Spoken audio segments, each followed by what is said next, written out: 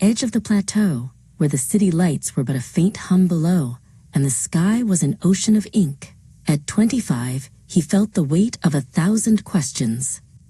He looked at his own hands, then at the horizon, wondering if the universe was merely a grand accident of dust and shadows, or if there was a pulse of intent beating behind the silence. "Lift your head," he whispered to himself, recalling an old piece of wisdom, "and witness the wonders." He thought of the concept of hudus, the beginning of all things. Science told him the universe had a starting point, a moment where nothing became something. Logic whispered that every effect must have a cause, and every beginning requires a beginner. If the cosmos was a book that suddenly appeared, Tuna realized there must be an author who held the pen before the first word was ever written. Around him, the nizam, the perfect order, was undeniable. He watched the moon trace its precise path, never straying by a hair's breadth. If gravity were a fraction stronger, the stars would collapse, a fraction weaker, and they would scatter into the void. This was not the chaos of an explosion.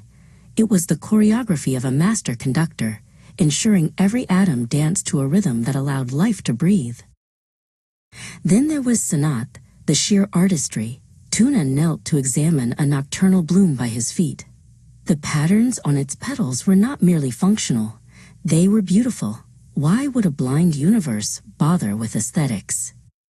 The iridescent sheen on a beetle's back and the golden ratio in a seashell spoke of a creator who is not just a builder, but an artist who loves to be known through his exquisite craftsmanship. He pondered Hikmet, the wisdom and purpose woven into the fabric of reality. Every leaf was a solar factory, every bee a master of geometry, every organ in his own body a miracle of utility. Nothing was in vain, nothing was wasted. The universe was a house where every brick was placed with a specific intent, pointing toward a provider who knows the needs of even the smallest creature before they are even born. The most profound mystery was Hayat, life itself. Tuna felt his heart drum against his ribs. Dead matter, no matter how organized, cannot dream, love, or wonder. Life was a gift from the ever-living, a spark that defied the cold laws of entropy. It was a direct reflection of a source that possesses life in its most absolute sense, breathing spirit into the clay of the world. He looked at the mountain stream nearby and thought of Kudus, the attribute of purity. He realized how the earth constantly cleanses itself. The winds sweep the air, the tides wash the shores, and the microscopic world recycles the old into the new. Despite the entropy of billions of years, the world remained fresh and habitable. It was as if a great janitor was constantly at work, keeping the temple of the universe holy and clean.